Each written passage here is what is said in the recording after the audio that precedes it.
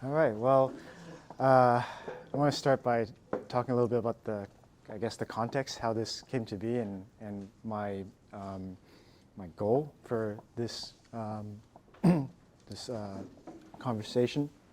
So, basically, Brandon and I just randomly met in the lunchroom a couple of months ago, and Brandon said that he had heard that I had spoke during meeting for worship the day after the election, a little bit about my citizenship status as I'm a green card holder. I'm not a U.S. citizen yet, but I've put in the paperwork, so I'm just waiting. And so Brandon then asked me if I might be interested in sharing a little bit more.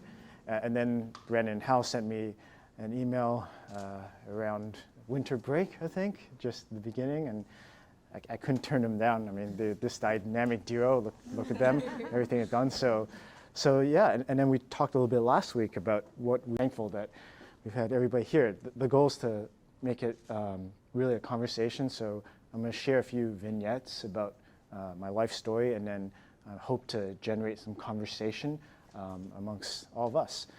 And so I thought it was really interesting that we started with introductions. Hal framed it as just say your name and your relationship to the school.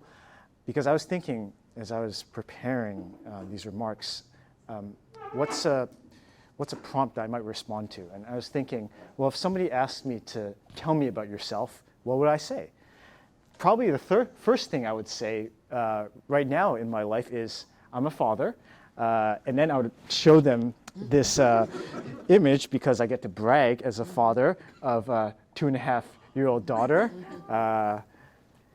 It went away. Her name is Heidi. And yeah, she's really what I think about a lot. Now, when people ask me, tell me about yourself, I would say, I'm a father. But then I thought more about this whole notion of bring yourself to work day and this whole strand of diversity and integration, what it really means to feel known.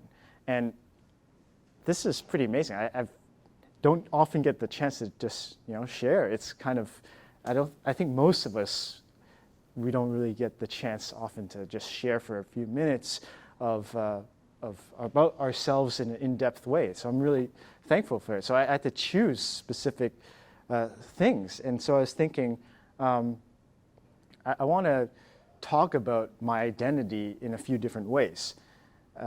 So I heard about, from a professional development workshop a few years ago, sexual and gender identity being on a spectrum. How there's so many different identities, and we here at GFS have done a lot of work about LGBTQ. The newer term is LGBTQIA+, all those things. And I was thinking that was really interesting, because the workshop presenter, the way she got us to think about the spectrum was to think about identity as being like finches, colorful birds, that every person has, I guess, an array of hues and colors and expressions to them. And so gender identity, as we think about it now, is not just binary, but there's a whole range, a whole spectrum of different identities, of different finches. So I was thinking, okay, so maybe I can talk about a few of my different identities. So I am an American. As I said earlier, I'm not a citizen, but I consider myself an American. I'm also a Canadian. I was born in Canada and have a passport from Canada. I am a Hong Kong permanent resident because I lived there from age 4 to 15. I am a former international student because I came here to the US in boarding school. I am an Asian American. I am a husband to a Korean American woman and a father to a Korean Chinese Canadian American daughter. Growing up in Hong Kong, I would have described myself as an English speaker. That would have been the part of my identity that really stood out, because even though I was in the majority racially, as an ethnic Chinese person, I had always spoken English, I think because I spoke English in nursery school in Canada, and then I went to English-speaking kindergarten and elementary school. And so the majority language spoken in Hong Kong is Cantonese. And I can understand it, and I can order fries at McDonald's in Cantonese, but oftentimes when I was growing up, I felt that I was other in that sense, because I honed in, I guess, on English. And so English was important to me. So if you asked me, tell me about yourself when I was a kid, I would have said, well, I'm an English speaker. And that helps me relate emotionally to other people who may be not in the majority linguistically. It doesn't help me understand them completely, but it helps me relate to how they might be feeling. And that's been useful because my in-laws don't speak English. They only speak Korean. And I've taken 6 months of Korean classes, but that's not that much. So every time I see my mother-in-law and she cooks a delicious meal of bulgogi, which is Korean beef, or bibimbap, which is Korean fried rice, I know how to say thank you, 감사합니다. But then she'll use some nonverbal gestures, like eat more, like this, and I'm like, oh, okay, and we communicate a lot using our hands and gestures and hugs. I'm incredibly lucky. She would like to express more, I know, to me, but she, I think, has just accepted me as not just a son-in-law, but she's told me, like, in Korean, you're my son. And that's really, really sweet. And it's very nice for me to be able to think about that. So I'm very sensitive to people who don't speak English as a first language, and I don't understand completely what they're going through, but I can relate to them emotionally. If you ask me the question, tell me about yourself when I was in high school, I would have said that I'm an international student. So I went to this boarding school in Massachusetts that I think was disparaged by Holden Caulfield in The Catcher in the Rye, Phillips Andover. And so there, when I first came there, I really appreciated how they had an orientation for all international students. And so we had international students from various places, including, I think, Dubai, actually. And so it was really nice because it gave me a sense of connection, a sense of belonging, which was helpful because I was really homesick that first year. I was 15, sophomore, and it was tough. Beyond just things like, I was pretty spoiled as a kid. So, beyond things like cleaning my own room and doing my own laundry and having a debit card for the first time, just not being at home, that's hard. But it was nice to have other people who are kind of, I knew could relate to me emotionally. So I would have said, I'm an international student. And so when I meet people who weren't born here these days, I got a couple of neighbors who, it's a couple. One of them is from India and the other is from Romania, and they met at the University of Pittsburgh in their PhD program. And so we just have this sense of affinity. We just know certain things, like things like, oh, how come Americans use so many baseball metaphors? When I was in high school, I didn't understand anything about baseball metaphors, and now I have a better sense of it. So if you asked me in college to tell me about yourself, I would have said I'm an Asian American, and I would have even surprised myself because a few years before I said I'm an international student. But the reason is because I grew close to a lot of other Asian Americans in college, and we really for the first time discussed what it meant to be Asian American. Is that an identity?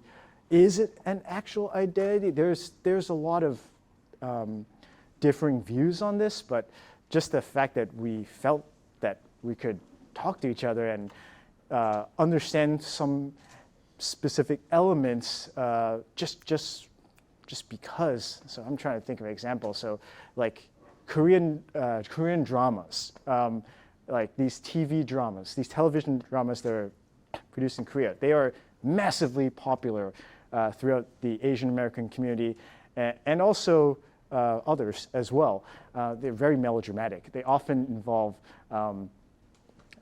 some variation of the formula. Rich female meets poor male, falls in love, has all these. So yeah, we could bond over that, and that's been helpful because I'm married to a Korean woman, and we've spent many hours watching Korean dramas. Now, if you asked me to tell me about yourself after you became a teacher, I could probably talk for a long time. But there's one story that keeps coming back to my head, and that's when I traveled to Israel and Palestine 6 years ago. I was sent there as part of a faculty exchange by the school that I previously worked in Massachusetts. And me and the dance teacher went to 6 schools all over the area. And there was this one school in Bethlehem in the West Bank. It was an Arabic-speaking school, predominantly Christian. And we went to visit this geography class, which is a 6th grade geography class. And we had no clue what they were saying because they were talking in Arabic. But the dance teacher and I looked at each other afterwards and we thought, you know, we actually know exactly what happened in that class. We knew exactly what happened. The teacher had given her trust to a small group of students to go make a presentation at the front of the room and then ask discussion questions to draw out opinions from their classmates. All the while, she had been looking around the room and making sure that the other classmates were respecting the students who were teaching that class. We just thought teaching is a universal language. And we just thought, wow, it's awesome to be a teacher, right? Like you can communicate in that way, knowing how to connect with kids. So I would have said that. I'm a teacher, I'm a learner, somebody who is always meaning to connect, to learn more about teaching, to learn more about how to connect with kids, regardless of their background. And so to kind of wrap this up, I was in my current events class that I co-teach with Adam Hotek, an English teacher here, for January term. We were talking a little bit about President Obama's farewell address the other day, today being his last full day as president, and we talked about another Finch, Atticus Finch, which I may be not completely correctly quoting him here, but I think President Obama said that he quoted Atticus Finch from To Kill a Mockingbird as saying, "You don't really understand a person until you consider things from their point of view, until you walk in their skin." And I mean, for me, it's really complex knowing that Atticus Finch later on was revealed to be a multi-layered person with many flaws in the next book, the unpublished draft. No spoilers, but it's complicated. And yet, I just thought about that as being really interesting because I think I try to think about all the times in my life when I've identified myself differently, when I've said myself differently, and to try and use that to relate emotionally to others, to not understand completely, cognitively where they're coming from, because I don't think that's possible completely, but I think it is possible to relate emotionally to them. And I tried to apply that this morning to my daughter, because recently she's 2.5, so recently she's not been doing what I've been asking her to do. I'll be asking her. Really, now I think about it more like ordering her. Okay, Heidi, it's time to eat your rice. And she'll either say okay or throw a fit. So I try to think from her point of view this morning. I think she really wants to be heard. And cognitively, I know that. People have told me that. But I tried, just looking her in the eye and saying, Heidi, do you want the rice or the porridge? And she said, porridge. And I think she really wanted to be heard. So I tried to look at things from her perspective.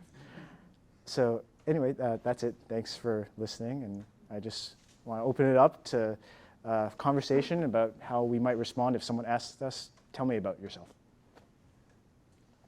Thank you.